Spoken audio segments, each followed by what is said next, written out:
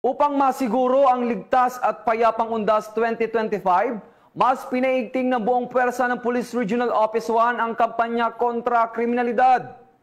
Police Corporal Joanna Marie de los Santos, ibalita mo.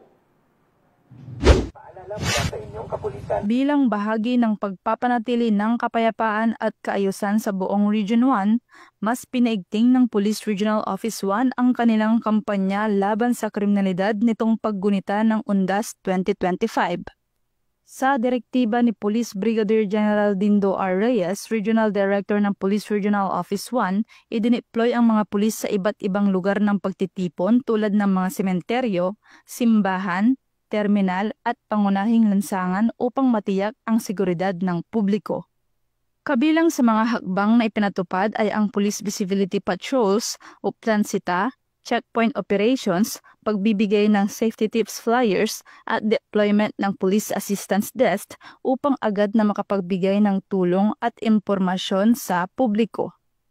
Ayon sa pamunuan ng PRO1, layunin ng pinigting na operasyon na maiwasan ang anumang uri ng krimen at aksidente, lalo na sa panahon ng pagdagsa ng biyahero at ng mga bibisita sa sementeryo.